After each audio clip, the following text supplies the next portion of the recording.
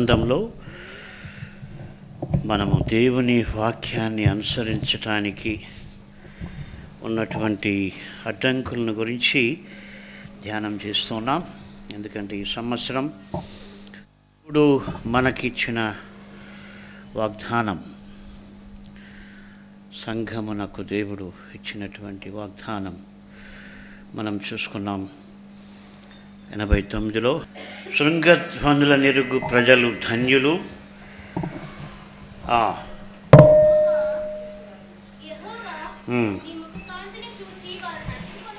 నీ ముఖకాంతిని చూచి వారు నడుచుకొనుచున్నారు, నీ నామమును బట్టి వారు దినమెల్లా హర్షించుచున్నారు, నీ నీతి చేత హెచ్చింపబడుచున్నారు, వారి బలమునకు అతిశయాస్పదము నీవే, నీ దయచేతనే మా కొమ్ము హెచ్చింపబడుచున్నది. కాబట్టి ఇన్ని ఆశీర్వాదాలు మనం చూస్తున్నాం. సో ఈ ఆశీర్వాదాలు పొందలేకపోవడానికి కారణం ఆయన వాక్యపు ధ్వని వినకపోవటం, పాటించకపోవటం. సో చాలా అడ్డంకుల గురించి మనం తెలుసుకున్నాం. ఈ దినమున ఒకానొక అడ్డంకి, లేకపోతే ఆయన వాక్యాన్ని మనము అనుసరించలేకపోవడానికి ఒక బలమైనటువంటి అడ్డంకి గురించి మనం ధ్యానం చూసినట్టయితే 106వ కీర్తనలో 13వ వచనం, అయినను వారు ఆయన కార్యములను వెంటనే మరిచిపోయిరి, ఆయన ఆలోచన కొరకు కనిపెట్టుకొనక పోయిరి. కాబట్టి ఇశ్రాయేలీయులు దేవుణ్ణి వెంబడించలేకపోవడానికి కారణం, లేక వారు దేవుని యొక్క ఆశీర్వాదాలను పొందలేకపోవడానికి కారణం, వారు దేవుని కార్యాలను మరిచిపోయారు. కాబట్టి మన జీవితంలో కూడా దేవుడు చేసినటువంటి కార్యాలు మర్చిపోతే మనం దేవుని వాక్యాన్ని అనుసరించలేం. కాబట్టి మనము ఆయన కార్యములు మరిచిపోవటం అన్నటువంటిది ఓ పెద్ద ఆటంకం. వారు వెంటనే మరిచిపోయారంట. సో అంతవరకు బాగానే ఉన్నారు. గమనించండి, ఆ పైన చూస్తే దేవుడు గొప్ప కార్యం చేశాడు. 10, 11 మరి 9 కూడా చూస్తే ఆయన ఎర్ర సముద్రమును గద్దింపగా అది ఆరిపోయెను, మైదానము మీద నడుచున్నట్లు వారిని అగాధ జలములలో నడిపించును. గమనించండి, ఎంత గొప్ప కార్యం అంటే వారి కళ్ళ ముందు ఎర్ర సముద్రం 2గా చీల్చబడింది. మనం 10 కమాండ్మెంట్స్ మూవీలో చూస్తూనే అది అద్భుతంగా ఉంటుంది.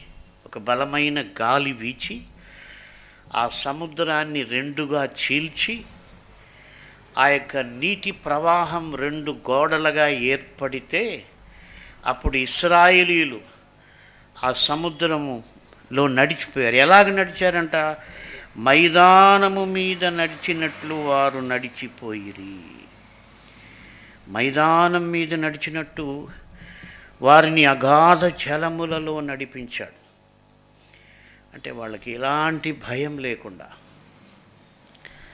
అంటే నేను అనుకుంటున్నాను, దేవుడు ఆ యొక్క నీటిని చీల్చినప్పుడు ఏదో కొంత దూరం కాదు, చాలా దూరమే చీల్చుంటాడు వాళ్ళు భయం లేకుండా పోవడానికి. ఒకవేళ ఈ విస్తీర్ణంలో చీల్చాడు అనుకోండి, మళ్ళీ భయమే కదా. మనం ఎంతమంది వాళ్ళు? 6 లక్షల మందికి పైగా ఉన్నారు. కాబట్టి ఆ నీటిని చీల్చినప్పుడు దేవుడు చాలా విస్తృతమైనటువంటి రహదారిని ఏర్పరిచి చీల్చాడు. బైబిల్ ఏం చెబుతుందంటే వారు మైదానము మీద నడిచినట్టు. గమనించండి, మైదానం మీద నడవడం హెచ్చు తగ్గులున్న స్థలం మీద నడవడానికి చాలా తేడా ఉంటుంది. ఎప్పుడైతే భూమి సాఫీగా ఉంటుందో ఆ భూమిపై నడవడం చాలా ఈజీ. మీరు ఎప్పుడైనా కొండలు, గుట్టలు, హెచ్చు తగ్గులు ఉన్న నేలకు వెళితే ఎక్కువ దూరం నడవడం చాలా కష్టం. నేను మామిడి తోటకు పోయినప్పుడంతా చాలా కష్టపడతాను. అంటే ఆ ల్యాండ్ హెచ్చు తగ్గులు ఉంది కాబట్టి అది నడవడం అంత సులభమైతే కాదు. అయితే దేవుడు మైదానము మీద నడిచినట్టు వారిని అగాధ జలములలో నడిపించారు. నాకు చాలా ఆశ్చర్యం. అంటే వాళ్ళ కళ్ళ ముందు చూశారు. మనం ఆ యొక్క 10 కమాండ్మెంట్స్ మూవీ చూసినప్పుడే మనకు ఆశ్చర్యం వేస్తుంది. దేవునికి స్తోత్రం చెప్పకుండా ఉండలేము. అయితే వారు కన్నులారా చూసినటువంటి అద్భుతం అది. అలా చేసి దేవుడు ఏం చేశాడు? వారి పగవారి చేతిలో నుండి వారిని రక్షించెను. శత్రువుల చేతిలో నుండి వారిని విమోచించెను. నీళ్లు వారి శత్రువులను ముంచివేశను. వారిలో ఒక్కడైనను మిగిలి ఉండలేదు. దేవుడు అంత గొప్ప కార్యం చేశాడు. ఇంకా అద్భుతం ఏంటంటే శత్రువులు తరుముతూ ఉన్నారు. వీళ్ళు మైదానం మీద నడిచిపోతున్నారు. ఎంత నడిచినా భయం ఉంటుంది కదా, వెనకపక్క వేరే వాళ్ళు తరుముతున్నారంటే. వీళ్ళేమో సముద్రం దాటారు, అయితే వెనపక్క మనల్ని సైన్యం తరుముతుందంటే ఖచ్చితంగా భయం అనేది ఉంటుంది. అయితే బైబిల్ చెప్తుంది, ఐగుప్తు శవాలన్నీ కూడా వారు సముద్రము తీరములో చూశారంట. అంటే వాళ్ళను వెంబడించినటువంటి, వాళ్ళని తరిమినటువంటి వారు ఎవ్వరు కూడా బ్రతకలేదు. వారి శవాలను సముద్ర తీరంలో చూసినట్టుగా మనం లేఖనంలో చూస్తాం. ఒక్కడుగునెను మిగిలి ఉండలేదు. మరి ఎన్ని వేల మంది వాళ్ళని తరిమారు మనకు లెక్కలేదు, కానీ ఉన్న లెక్క ఒక్కటే, వారిలో ఒక్కడు కూడా మిగలలేదు. కాబట్టి యేసుని మనం వెంబడిస్తే, ఆయన స్వరాన్ని విని ఆయన గొర్రెలుగా మనం ముందుకు వెళితే ఏం జరుగుతుందంటే, మనల్ని బాధిస్తున్నటువంటి శరీర సమస్యలు, శోధనలు, ఇవేవి కూడా, మన సమస్యలు మిగలకుండా కూడా దేవుడు చేయగలడు. వాటిని మన కళ్ళతో, వాటి పరిష్కారాన్ని మన కళ్ళతో మనం చూడగలము. హల్లెలూయా. వారి శత్రువుల శవాలను సముద్ర తీరంలో వారు చూశారు.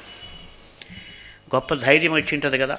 ఇంకా అక్కడితో వాళ్ళకి భయము పోయింది. లేదంటే బహుశా అప్పుడప్పుడు వెనక్కి తిరిగి చూసుంటారు, వస్తున్నారేమో అని చూసుంటారు. మానవ బలహీనత. అయితే దేవుడు ఎంత జాలి గలవాడంటే వాళ్ళు మళ్ళీ తిరిగి వెనక్కి చూడకుండా వాళ్ళ కళ్ళ ముందర, నేను అనుకుంటున్నాను బహుశా వారు దాటిన వెంటనే ఆ అలలు చాలా స్పీడ్గా వస్తాయి కదా. కాబట్టి ఆ సముద్ర మధ్యంలో మునిగిపోయినటువంటి ఐగుప్తు సైన్యం ఆ అలలు తీసుకొని వచ్చి సముద్ర తీరానికి కొట్టేశాయి. అప్పటికే తీరము దాటినటువంటి ఇశ్రాయేలీయులు ఆ శవాలను చూశారు. చూసి ఏం చేశారంట? అప్పుడు వారు ఆయన మాటలు, అంటే అంతవరకు నమ్మలేదు, అనుమానం ఉంది. అయితే దేవుడు గొప్ప కార్యం చేశాడు, వారు నమ్మేట్టుగా చేశాడు. మళ్ళీ ఏం చేశారు? నమ్మి ఆయన కీర్తి గానము చేసిరి, సంతోషంగా దేవుణ్ణి స్తుతించారు, ఆర్భాటముతో కేకలు వేశారు, దేవుణ్ణి స్తుతించారు. బాగానే ఉంది. అంటే చక్కగా ఆత్మీయ జీవితం వెళుతూ ఉంది. దేవుణ్ణి వెంబడిస్తూ ఉన్నారు, దేవుని స్వరానికి వారు లోబడ్డారు, దేవుడు కార్యం చేశాడు, సంతోషంగా ముందుకు వెళ్తున్నారు. అయితే అప్పుడు ఏం జరిగింది? అయినను వారు ఆయన కార్యములను వెంటనే మర్చి, పరిశుద్ధాత్మ దేవుడు ఎంత చక్కగా వ్రాయించాడు చూడండి, స్టెప్ బై స్టెప్. ఇదేదో మహాజ్ఞానులకు లేకపోతే ఏదో ఇంటలెక్చువల్ పీపుల్కు అర్థమయ్యేట్టుగా ఏం లేదు బైబిల్. వాస్తవంగా పామరులకు అర్థమయ్యేట్టు కూడా దేవుడు రాశాడు. కాకపోతే నిదానంగా ప్రార్థనాపూర్వకంగా దావీదు ప్రార్థించినట్టుగా, నేను నీ ధర్మశాస్త్రమందు ఆశ్చర్యమైన సంగతులను చూచున్నట్లు నా కన్నులు తెరువుము అని ప్రార్థన చేయాలి బైబిల్ చదివిన ప్రతిసారి. ఏదో చదవాలి కాబట్టి చదివితే అర్థం కాదు. వారు వెంటనే మర్చిపోయారు. నాకు చాలా ఆశ్చర్యం వేసింది. అంటే ఏదో సంవత్సరం అయిపోయింది ఆ కార్యం జరిగి, అప్పుడు మర్చిపోయారంటే మనం ఓకే అనుకోవచ్చు. ఎందుకంటే మనకు సంవత్సరం కింద జరిగిన కార్యాలు జ్ఞాపకం చేసుకుంటే తప్ప గుర్తుకి రావు.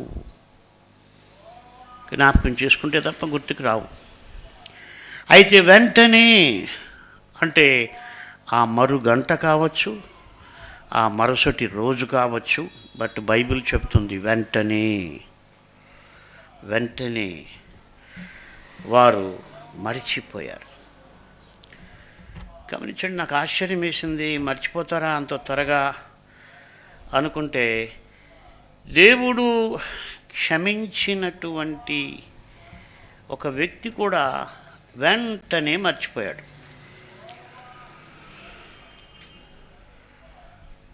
మత్తయి సువార్త 18వ అధ్యాయంలో మనందరికీ తెలిసిన ఉపమానం. అక్కడ కూడా అతని గొప్ప మేలు జరిగింది, చాలా గొప్ప మేలు. ఎంత గొప్ప మేలు అంటే ఆ వ్యక్తి ఊహించనటువంటి మేలు జరిగింది. అక్కడ ఆ అప్పిచ్చినటువంటి వ్యక్తి ఆ అప్పంతా కూడా క్షమించేశాడు. 18వ అధ్యాయంలో మనం చూస్తే 26వ వచనం.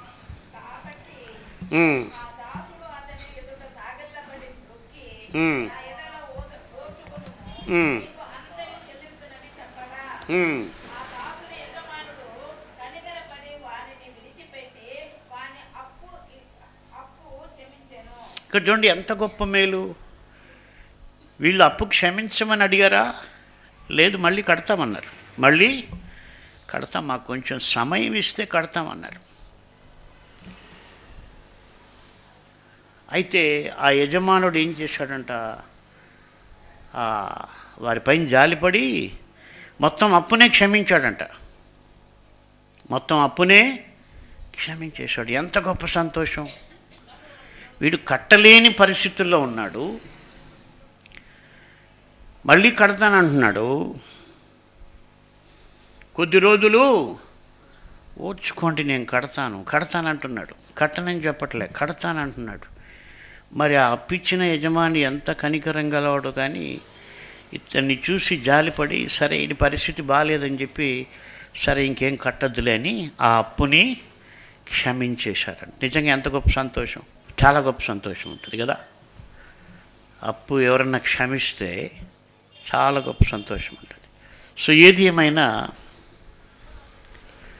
అప్పు కట్టాలి, కట్టలేని పరిస్థితి, క్షమించాడు, తప్పక గొప్ప సంతోషం ఉంటుంది. అయితే ఆ గొప్ప మేలుని ఆ వ్యక్తి వెంటనే మర్చిపోయాడు. ఎంత వెంటనే అంటే అక్కడ 28వ వచనం.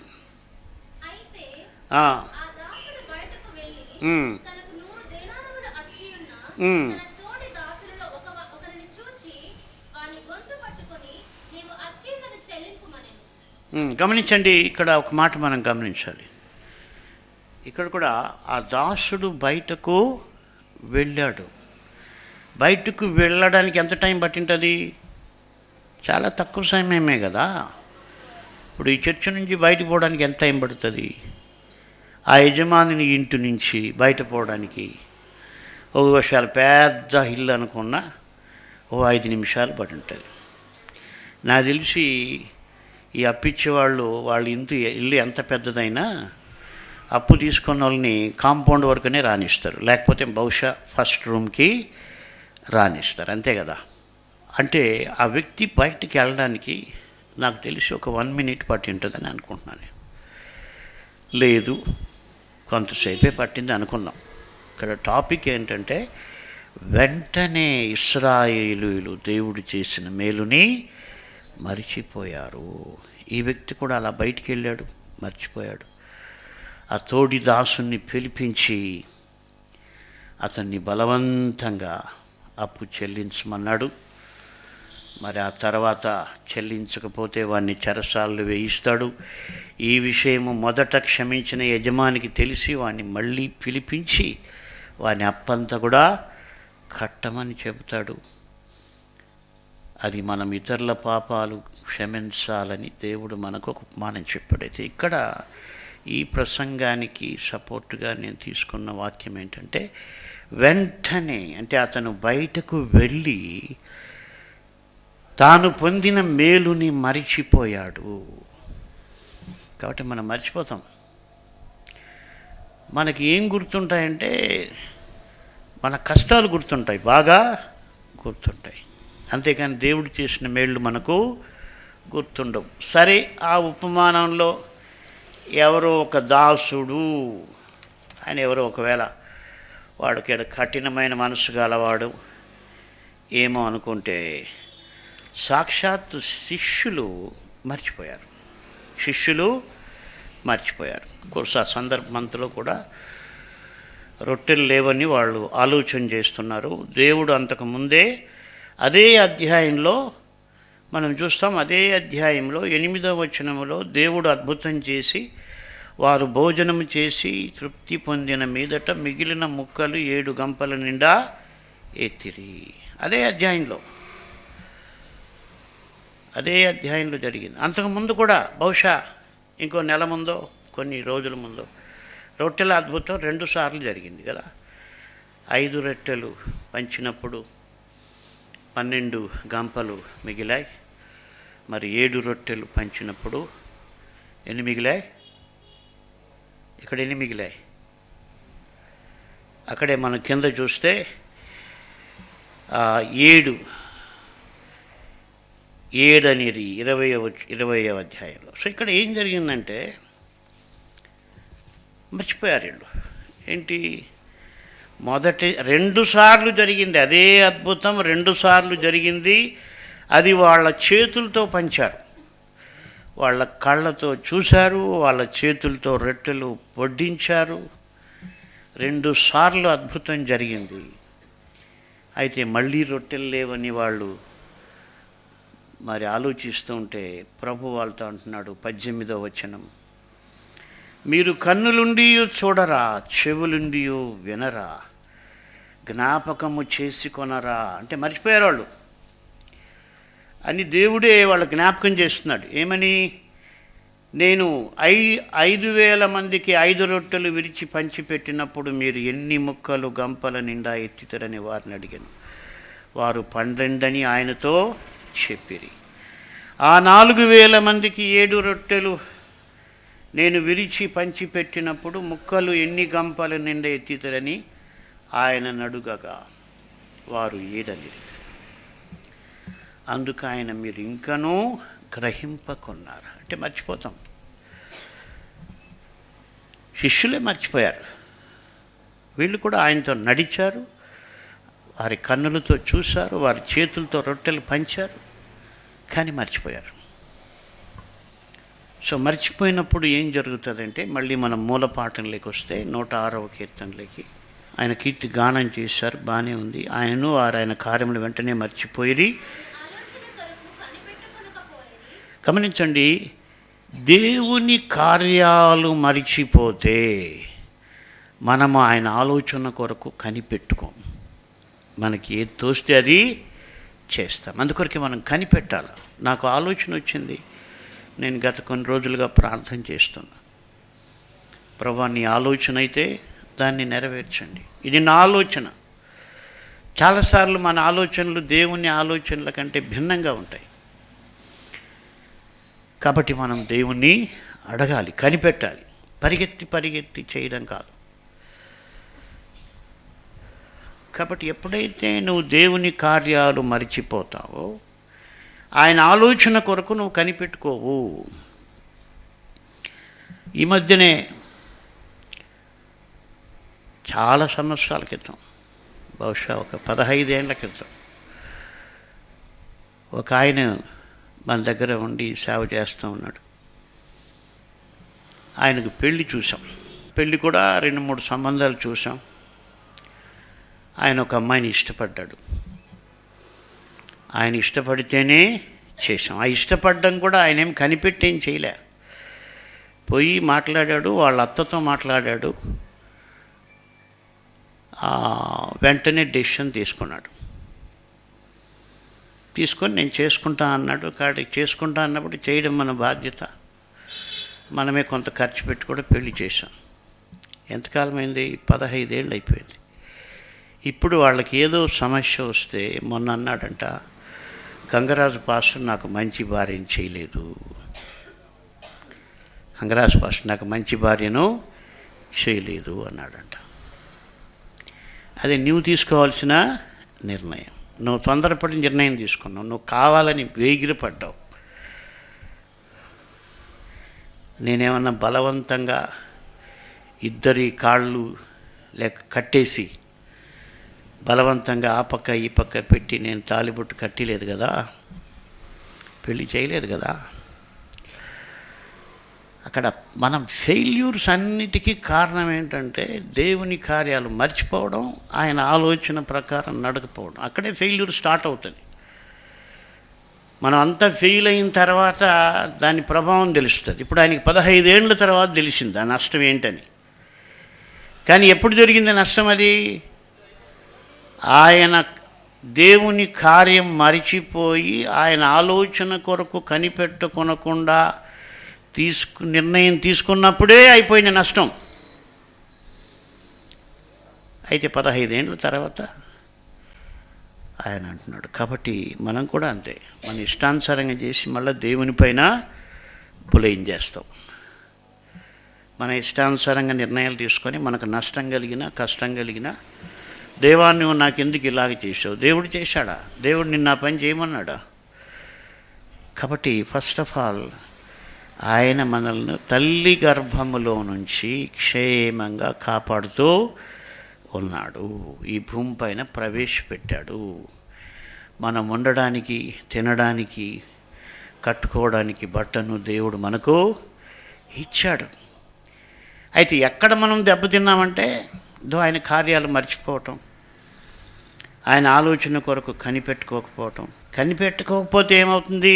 నెక్స్ట్ 14వ వచనం, అరణ్యములో వారు బహుగా ఆశించిరి, ఎడారిలో దేవుని శోధించి. ఇది జరిగేది. ఇంకా లోక సంబంధమైనవి బహుగా ఆశిస్తారు. దేవుని ప్రేమను మర్చిపోతే లోక సంబంధమైనవి బహుగా ఆశిస్తారు. ఎందుకు? అక్కడ పొరపాటు ఏంటి? దేవుని కార్యము మర్చిపోవటం.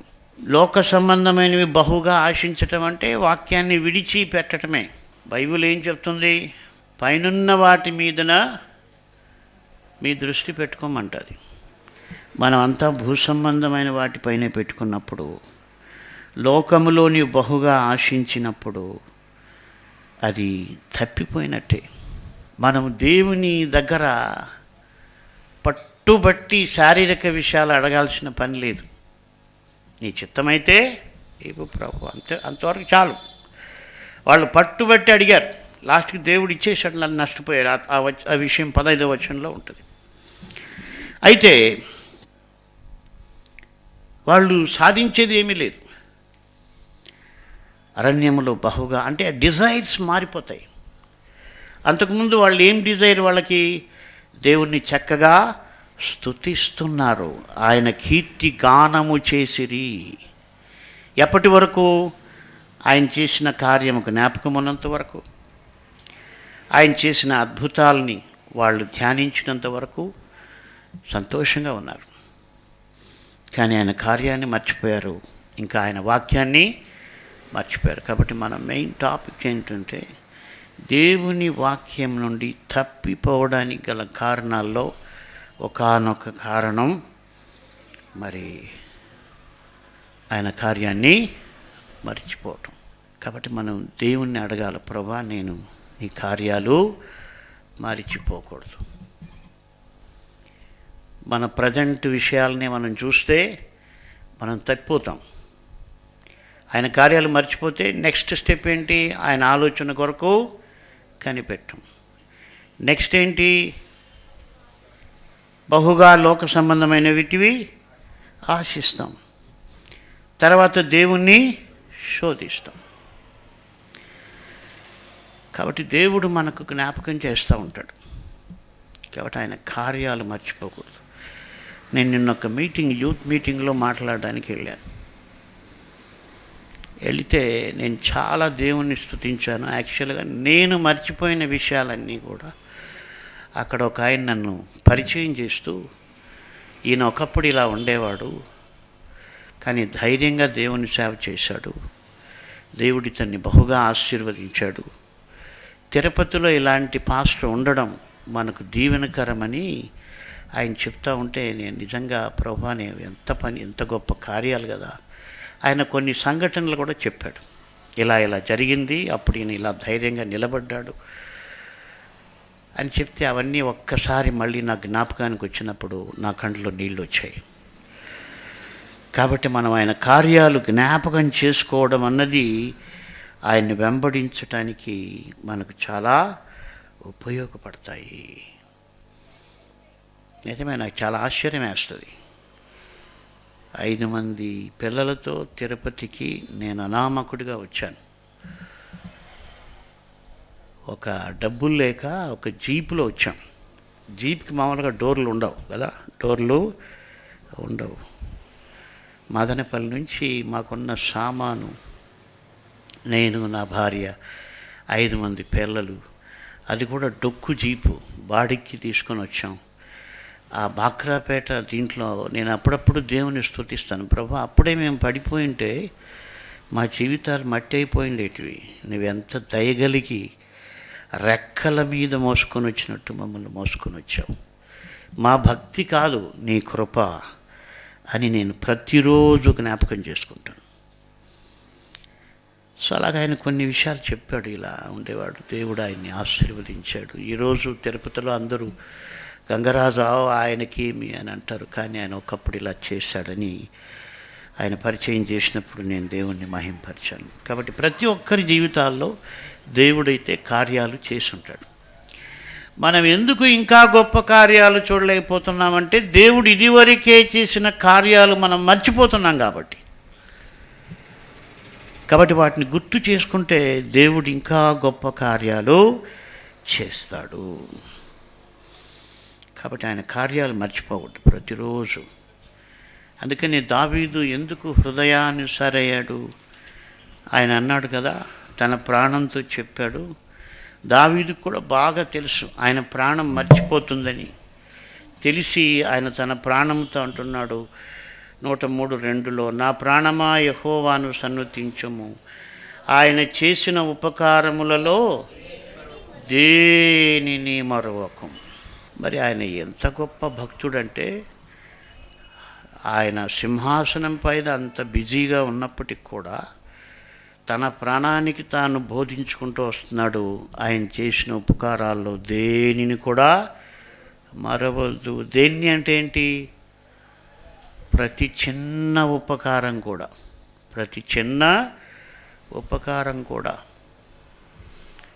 బహుశా ఆయన ప్రతిరోజు ఆయన జీవితంలో ఎన్నో ఉపకారాలు జరిగి ఉంటాయి. కానీ మనకు తెలిసినవి మనం ఆలోచన చేస్తే ఆయన సహోదరుల చేత తృణీకరించబడి తండ్రి కూడా లెక్క చేయనటువంటి దైన్య స్థితిలో ఉన్నప్పుడు దేవుడు ఆయనకు ఉపకారం చేశాడు.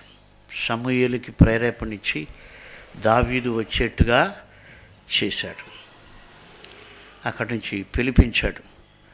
సైన్యం దగ్గరికి వెళ్ళడానికి ఉపకారం చేశాడు. ఏలియాబుతో గొడవ పడకుండా ఉపకారం చేశాడు. గొల్యాతుతో యుద్ధం చేయడానికి ఉపకారం చేశాడు. గొల్యాతును చంపడానికి ఉపకారం చేశాడు. అంతకుముందే మరి ఒక ఎలుగుబంటిని, ఒక సింహాన్ని చంపడానికి దేవుడు ఆయనకు ఉపకారం చేశాడు. భార్య అపహసించినప్పుడు ఆయన భార్యతో గొడవ పడకుండా ఉండడానికి కూడా దేవుడు ఆయనకి ఉపకారం చేశాడు. ఫిలిస్తీయుల ముందోళ్లను తేవడానికి వెళ్ళినప్పుడు అనేక యుద్ధాలలో దేవుడు ఆయనకి ఉపకారం చేశాడు. సౌలు ఆయన్ని చంపకుండా ఉపకారం చేశాడు.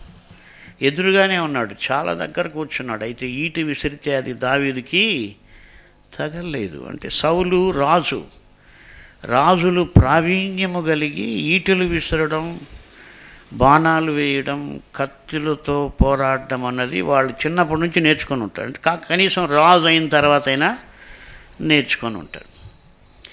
కానీ ఆశ్చర్యం, చాలా దగ్గరలో ఉన్నాడు కదా దావీదు. డైనింగ్ టేబుల్ అంటే ఒకవేళ ఎంత పెద్దది ఉన్నా, నాకు తెలిసి రాజుల డైనింగ్ టేబుల్ క్లుప్తంగానే ఉంటుంది. ఎందుకంటే వాళ్ళతో పాటు చాలా ముఖ్యమైన వ్యక్తులు మాత్రమే భోజనానికి కూర్చుంటారు. సో దావీదు గొల్యాతుని చంపి ఇశ్రాయేలును రక్షించాడు కాబట్టి ఆయనకు ఆ స్టేటస్ ఇచ్చారు. కానీ ఆయనలో అపవాది దూరి ఎంత కోపంగా విసిరాడంటే అది దావీదును దూసుకొని పోవాలని విసిరాడు. అయితే అది దావీదుకు తగలకుండా దేవుడు కాపాడాడు. సో ఇవన్నీ ఉపకారాలు. అరణ్యంలో సౌలు చేత తరమబడినప్పుడు ఎన్ని క్రూరముగాలు అడ్డొచ్చాయో, ఎంత బాధపడ్డారో, ఆ బాధలన్నిట్లో కూడా దేవుడు దావీదుకి ఉపకారం చేస్తూ వచ్చాడు. మరి ఒక వ్యక్తి ఆహార పదార్థాలు పంపించాడు. బర్జిల్లయి అన్నటువంటి వ్యక్తి వారు అరణ్యంలో ఉన్నప్పుడు వారికి మంచి ఆహారాన్ని పంపించాడు. అలాగే దేవుడు ఉపకారం చేశాడు. అలాగా హుషై అన్నటువంటి ఒక స్నేహితుడి ద్వారా అహితోపెలు ఆలోచన వ్యర్థమయ్యేట్టుగా దేవుడు సహాయం చేశాడు. అలాగే మనం ఆయన జీవితాన్ని చూస్తే మనకు తెలిసే చాలా ఉపకారాలు గ్రంథస్థం చేయబడ్డాయి. మరి ఆయన జీవితంలో ఇంకా ఎన్ని చేశాడో దేవుడు, అవన్నీ కూడా ఆయన మర్చిపోవద్దని తన ప్రాణానికి చెబుతూ ఉన్నాడు. ఎందుకు? దేవుడు చేసిన ఉపకారాలు మర్చిపోతే ఏమవుతుంది? ఆయన ఆలోచన కొరకు కనిపెట్టుకొనము. అంతేకాదు, లోక సంబంధమైనవి ఆశిస్తాము, దేవుణ్ణి శోధిస్తాము, దేవునికి ఇష్టము కానిది తెచ్చుకుంటాం. మరి దాని వలన క్షీణత కలుగుతుంది. ఆత్మీయ క్షీణత ఎందుకు ఒక మనిషికి కలుగుతుందంటే, అక్కడ వాళ్ళకి ఫిజికల్గా కూడా ప్రాణాలకు కూడా క్షీణత వచ్చింది. అంటే హెల్త్ పాడైపోయింది, వాళ్ళ ఆరోగ్యం బాగా క్షీణించిపోయిందంట. కాకపోతే ఒక సత్యం ఏంటంటే, యేసుని వెంబడించేటువంటి విశ్వాసి దైవ వాక్యానికి వ్యతిరేకంగా చేస్తే తప్పకుండా ఆ వ్యక్తి యొక్క ఆత్మీయ జీవితమునానికి క్షీణత కలుగుతుంది. నువ్వెంత సీనియర్ అయినా ఎంతైనా అదొక సిస్టమ్, దేవుడు ఏర్పాటు చేసినటువంటి ఒక కట్టడ. కాబట్టి మనం చాలా జాగ్రత్తగా దేవుణ్ణి వెంబడించాలి, ఆయన సహాయం కోరుకోవాలి, ఆయన చేసిన మేళ్ళు మర్చిపోకూడదు, ఆయన ఆలోచన కొరకు కనిపెట్టాలి. అవి రెండు చేయగలిగితే మిగిలిన ఈ యొక్క నెగిటివ్ ఆస్పెక్ట్ అన్నది మన జీవితాల్లో ఉండదు. కాబట్టి మనం మరిచిపోకూడదు. ఇశ్రాయేలీలు మర్చిపోయారు, ఆ అప్పు తీసుకున్న వ్యక్తి మర్చిపోయాడు, శిష్యులు మర్చిపోయారు, దావీదు లాంటి భక్తుడు కూడా మర్చిపోయే ప్రమాదం ఉంది. కాబట్టి ఆయన తన ప్రాణానికి మర్చిపోవద్దని చెబుతూ ఉన్నాడు. కాబట్టి మనం ప్రతిరోజు కూడా కనీసం ఆ 103వ కీర్తన మీరు కంఠాపాఠం ఆ మొదటి 3 వచనాలు చేసి ప్రొద్దున్నే దేవుణ్ణి మనకేం కావాలో అడగడానికి ముందుగా ఆయన ఉపకారాలు జ్ఞాపకం చేసుకోమని మన ప్రాణానికి మనమే బోధించుకోవాలి. ఎందుకంటే మన ప్రాణానికి అది ఇష్టం ఉండదు. మన ప్రాణానికి ఏది ఇష్టం అంటే ఈ లోక సంబంధమైనవి వినడానికి, చూడడానికి, మరి మాంసాహారులైతే మాంసం తినడానికి మనకిష్టం.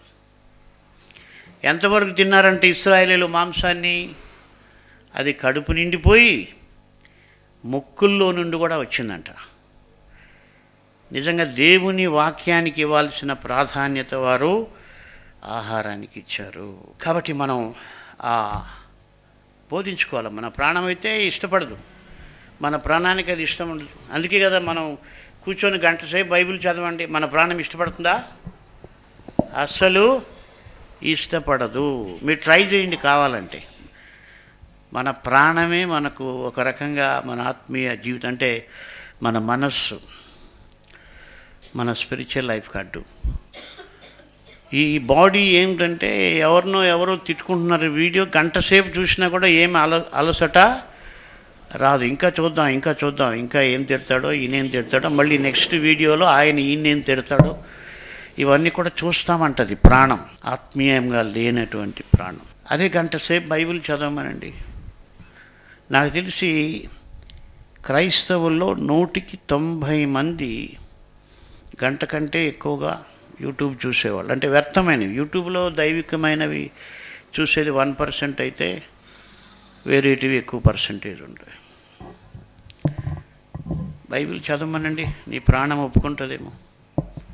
గిలగిలగిలా కొట్టుకుంటుంది. 2 అధ్యాయాలు చదివే లోపల ప్రాణం గిలగిలగిలా కొట్టుకుంటుంది. చాలా ఆశ్చర్యం. మనల్ని మనమే పరిశీలించుకోవచ్చు, మనం ఎంతగా దేవుణ్ణి ప్రేమిస్తున్నామని. ఎవరో మనకి చెప్పక్కర్లా. నువ్వు గంటసేపు బైబిల్ చదివినప్పుడు నీ ప్రాణం నిమ్మలంగా ఉంటే నీ ఆత్మీయ స్థితి కరెక్ట్గా ఉన్నట్టే. నీ బ్లడ్ గ్రూపు, నీ షుగరు, నీ బీపీ ఇవన్నీ కరెక్ట్గా ఉన్నాయో లేదో చేసుకోవడానికి చాలా డబ్బు ఖర్చు పెట్టాలి. అయితే నీ ఆత్మీయ జీవితాన్ని పరిశీలించుకోవడానికి ఎలాంటి డబ్బు ఖర్చు పెట్టక్కరా లేదు. వేరే డాక్టర్ కూడా నీకు అవసరం లేదు, నీకు నీవే డాక్టర్ అంతే. నువ్వు గంటసేపు బైబిల్ చదవగలిగితే అయిపోయింది, నీకు తెలిసిపోద్ది నీ స్పిరిచువల్ స్టేటస్ ఎంత ఉంది అని. కాబట్టి నేను ప్రతిరోజు గంటసేపు తప్పకుండా బైబిల్ చదవాలని నిర్ణయించుకున్నా. నేను స్పిరిచువల్గా హెల్తీగా ఉన్నానో లేదో నాకే తెలుస్తుంది. కాబట్టి మరిచిపోవటం అన్నటువంటిది ఓ పెద్ద అడ్డంకి. మనం మర్చిపోకుండా జాగ్రత్త పడాలి. సో ఆయన ఎన్నో ఉపకారాలు, ఈ ఉపకారాల్లో నాకైతే అర్థం కాదు. మరి ఆయన ఎన్ని గంటలు దేవుని సన్నిధిలో గడిపాడు. నాకు దాదాపు అన్ని జ్ఞాపకం చేసుకోవడానికి ఒక అరగంట పడుతుంది. ఒకసారి టైం లేనప్పుడు ఏం చేస్తుంటానంటే, నేను కీర్తనల గ్రంథం 13వ అధ్యాయం మనం చూస్తే అక్కడ దావీదు అక్కడ ఒక మాట రాస్తున్నాడు చివరిలో, యెహోవా నాకు మహోపకారములు చేసి ఉన్నాడు, నేను ఆయన్ను కీర్తించేదను. కాబట్టి ఒకవేళ మీకు టైం లేనప్పుడు, అంటే ప్రతిరోజు ఆయన ఉపకారాలు జ్ఞాపకం చేసుకోవడం అయితే ఆశీర్వాదకరం. ఒకవేళ మీరు లేటుగా లేచారు, పరిగెత్తాలా వంటగదిలోకి, లేకుంటే పనికి పరిగెత్తాలా, వ్యాపారానికి పరిగెత్తాలన్న పరిస్థితి ఉన్నప్పుడు కూడా కొంతసేపు మీరు ఆయన చేసిన మహోపకారాలైనా జ్ఞాపకం చేసుకోవాలి. ఆయన చేసిన మహోపకారాలు నాకు బాగా గుర్తుంది. ఫస్ట్ టైం నేను చనిపోవాల్సిన సందర్భం ఏంటంటే 1985లో నేను రిజైన్ చేశాను, ఫుల్ టైం మినిస్ట్రీకి వచ్చాను. 86 అనుకుంటా నేను మదనపల్లిలో ఉన్నాను. అప్పుడు నా దగ్గర డబ్బులు ఉండేటివి కాదు, చాలా పేదరికం. ఈరోజు అందరూ నన్ను ఏదో అనుకుంటారు, కానీ ఇప్పటికి కూడా నేను ఆ స్థాయిని అయితే మర్చిపోలేదు. నేను అప్పటికి ఇప్పటికీ అలాగే ఉండడానికి దేవుడు కృప చూపిస్తున్నాడు. సో లారీల్లో ప్రయాణం చేసేవాడిని. అంటే బస్ ఛార్జీ కంటే లారీలో వెళ్తే దాదాపు వాళ్ళు సగానికి సగం తగ్గించేవాడు. ఎందుకంటే అది వాళ్ళకు డ్రైవర్కి లాభం కాబట్టి. 10 రూపాయలు బస్ ఛార్జ్ అయితే 2 రూపాయలకు 3 రూపాయలకు ఎక్కించుకునేవాడు. సో అలాగా నేను లారీలో ప్రయాణం చేస్తున్నా. ఎక్కడో తిరుపతి వచ్చాను అనుకుంటా, లేక చిత్తూరుకు వచ్చానేమో. అప్పుడు జైల్స్లో సేవ చేసేవాడిని. తీసుకొని తిరిగి మదనపల్లి వెళ్తున్నా. శానిటోరియం అని ఒక ప్లేస్ ఉంటుంది, అది ఎత్తైన ప్లేస్లో ఆ డ్రైవర్కి నిద్ర వచ్చి బండి నిలిపేశాడు. ఆ నిలపడం పొరపాటు స్థలంలో నిలిపాడు. ఏదైనా చదునుగా ఉండే చోటు నిలపకుండా ఆయనకి ఎక్కువ నిద్ర వచ్చేసింది. ఇలా అప్పున్న ప్లేస్లో ఆ ఎడ్జ్లో బండి నిలబెట్టి కాసేపు నిద్రపోయాడు. చెప్పాడు కూడా. సరే నేను ఇంకా ఆయన నిద్రపోయాడు కదా, నాకు కిందికి దిగి అలాగ తిరుగుతూ ఉన్నా. అంటే చుట్టూ ఇంకే టైం పాస్ చేయాలి, వాడు నిద్ర లేసే వరకు, ఆయన నిద్ర లేసే వరకు నేను టైం పాస్ చేయాలి కాబట్టి అలా తిరుగుతూ ఉన్నా. లారీ వెనక పక్క కాసేపు నిలబడ్డాను. ఎందుకు నిలబడ్డాను తెలియదు, లారీ వెనక పక్కే ఉన్నా. అయితే సడన్గా ఎందుకో నేను ఆ లారీ వెనక పక్క నుంచి సైడ్కి వెళ్ళిపోయాను. ఎందుకు పోయాను నాకు తెలియదు. అయితే దేవుని యొక్క కృప, నేను అలా పక్కకి పోయాను. ఆ డ్రైవరు ఆ బ్రేక్ పైన ఏదో కాల్ తీశాడు, లేకపోతే గేర్ లూజ్ అయిపోయి స్పీడ్గా ఆ కారు ఆ లారీ వెనక్కి వచ్చేసింది. వెనక్కి వచ్చేసి పక్కన ఒక గుంతలో పడిపోయింది. నేను కరెక్ట్గా అక్కడ వెనకుంటే ఆ రోజుతో నా జీవితం అయితే అయిపోయింది. ఎప్పుడది 1986 లేకపోతే 87. అంటే నేను చనిపోయి ఇప్పటికీ దాదాపు 40 ఏళ్ళు అయిపోయి ఉంటుంది. ఐ థింక్ నా పిల్లలు మర్చిపోయి ఉంటారు, నా భార్య కూడా మర్చిపోయి ఉంటుంది. ఇక మనవాళ్ళు అప్పటికి పుట్టే ఉండరు, మీరు అప్పుడు నన్ను చూసే ఉండరు, మీకు నాకేం పరిచయం కూడా లేదు. సో కాబట్టి ఆ మహోపకారాన్ని నేను ప్రతిరోజు తలుచుకుంటాను, ఎవ్రీడే. ప్రభా, నువ్వు నన్ను బ్రతికించావు. అలా చాలాసార్లు ఎన్నో ఉన్నాయి. అంటే మీకు ఎగ్జాంపుల్ చెప్తాను. అంటే మహోపకారాలు, నిన్ను చావు నుంచి తప్పించడం, లేకపోతే నువ్వు ఇంకా ఓడిపోతాను అనుకున్నప్పుడు దేవుడు గెలిపించడం, ఇంకా నేను బతకలేనన్నప్పుడు, నేను తిరుపతికి వచ్చి కూడా డబ్బులన్నీ అయిపోతే పిల్లలకి ఆహారం లేకుండా వాళ్ళు ఏడుస్తూ ఉంటే ఇంకా నేను ఉండలేను, వెళ్ళిపోదాం తిరుపతి నుంచి అనుకున్నా. ఎందుకంటే డబ్బులు లేవు, ఎవరిని అడిగే అలవాటు లేదు, నా చేతిలో ఏమీ లేదు. ప్రభా, నా చేతిలో ఏమీ లేదు, నేను వెళ్ళిపోతానన్నప్పుడు మరి ఆ రోజు వాక్యం, సంసోను చేతిలో ఏమీ లేకపోయినాను, యెహోవా ఆత్మ అతని మీదికి రాగా అతడు ఆ సింహమును మేకపిల్లను చీల్చినట్లు చీల్చివేసి, దేవుడు నాతో మాట్లాడాడు, నీ చేతిలో ఏం లేకపోయినా పర్వాలేదు, నేను నీకు విజయం ఇస్తానన్నాడు, నిలబెట్టాడు. సో అలాగా ఆయన మహోపకారాలు చాలా ఉన్నాయి. సో ఎగ్జాంపుల్స్ మీకు ఎందుకు చెప్పానంటే, నేను చెబితే దాదాపు ఇంకో 2-3 గంటలు పడుతుంది, కానీ మీకు ఒక ఎగ్జాంపుల్ కొరకు దేవుడు నిన్ను చావు నుంచి తప్పించినవి, లేక నీ ఆత్మీయ జీవితంలో వెనకపడినప్పుడు దేవుడు ఎలాగ వాక్యంతో మళ్ళీ నిన్ను నిలవబెట్టాడు.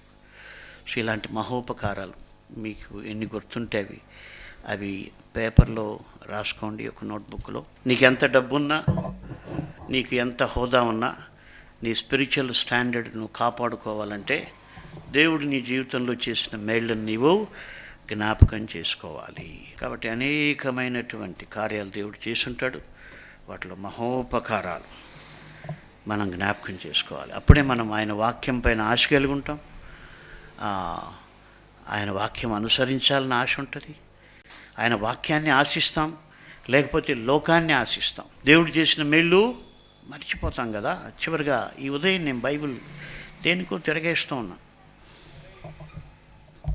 లూకాసు వార్తలో నేను గత 50 సంవత్సరాలుగా, అంటే నేను ప్రభువుని నమ్ముకొని ఐ థింక్ 45 ఏండ్లు అయిపోయింది.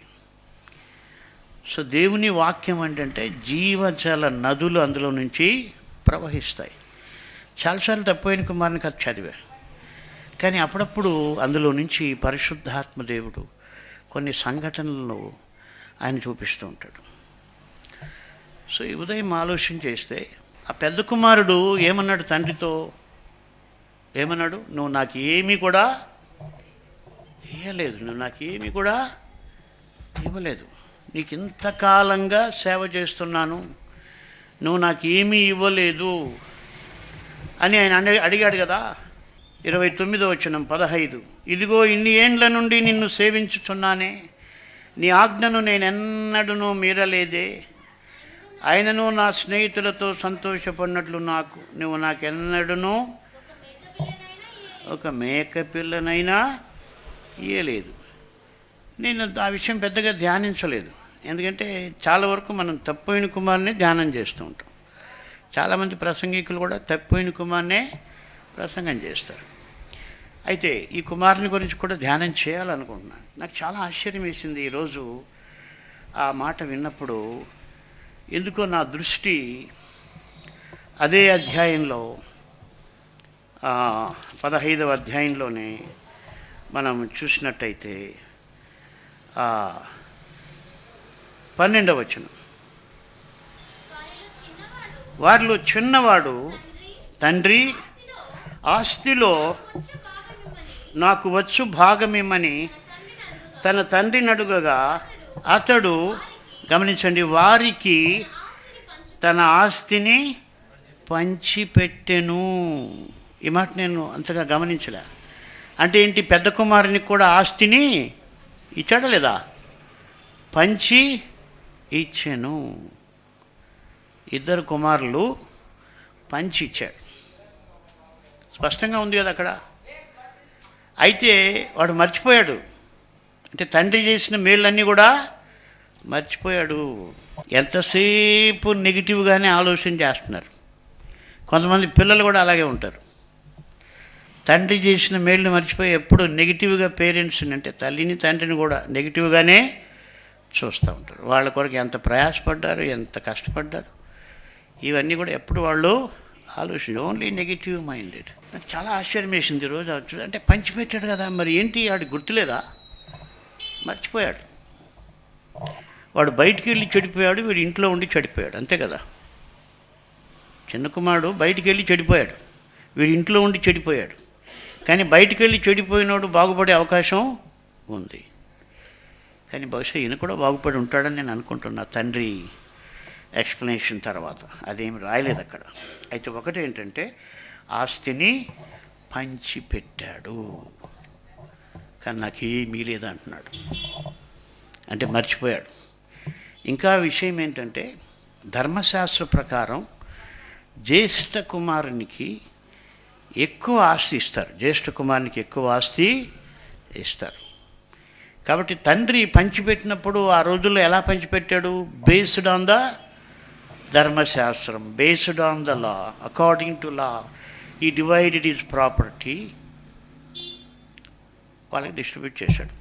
కాబట్టి వాస్తవం ఏంటంటే, ఆ పెద్ద కొడుక్కి చిన్న కొడుక్కి పంచిన దానికంటే ఎక్కువ ఆస్తి తండ్రి పంచాడు. కానీ ఆ వ్యక్తి మరిచిపోయాడు.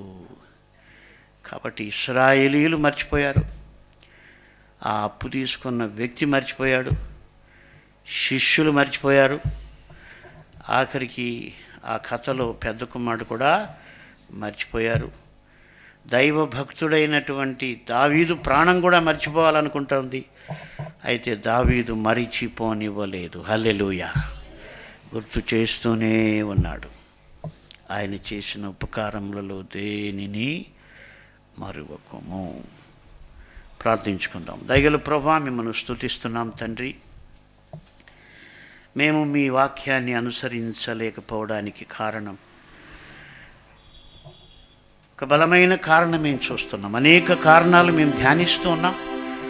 అయితే ఈ దినమున మీరు చేసిన ఉపకారాలు మేము మర్చిపోవటం వలననే మేము దారి తప్పిపోతున్నామని తెలుసుకున్నాం. దయతో మమ్మల్ని క్షమించండి. ఈ మాట ఇక్కడ వింటున్నవారు, యూట్యూబ్లో వింటున్నవారు, వారి కష్టాలు, వారి నిరాశలు జ్ఞాపకం చేసుకోకుండా, వారి జీవితాల్లో మీరు చేసిన ఉపకారములను, మహోపకారములను జ్ఞాపకం చేసుకొని మిమ్మల్ని హత్తుకొని జీవించుటకు సహాయం చేయండి. ఇశ్రాయేలీయుల పట్ల మీరు చేసిన కార్యములను వారు వెంటనే మర్చిపోయారు. అందుకే ప్రభువా, వారు మీ ఆలోచన కొరకు కనిపెట్టుకొనకపోయారు. లోకమును బహుగా ఆశించారు, మిమ్మల్ని శోధించారు, వారి ప్రాణములకు క్షీణత కలుగ చేసుకున్నారు. యుగాంతముందున్న మాకు బుద్ధి కలగడానికి మీరు ఆ సంగతులను గ్రంథస్థం చేయించారు. కాబట్టి మేము మీరు చేసిన ఉపకారాలు మర్చిపోకుండా ఉండడానికి, మీ ఆలోచన కొరకు కనిపెట్టుకోవడానికి, మీ చిత్తమైనవి ఆశించటానికి, మిమ్మల్ని మహిమపరచటానికి, మా ఆత్మీయ జీవితాల్లో అభివృద్ధి పొందడానికి సహాయం చేయమని, అట్టి కృపను మీ ప్రజలకు అనుగ్రహించమని, బోధించిన నాకు అనుగ్రహించమని మీకే మహిమ చెల్లిస్తూ యేసు నామమున ప్రార్థిస్తున్నాము తండ్రి. ఆమేన్. మనల్ని మనం పరిశీలన చేసుకొని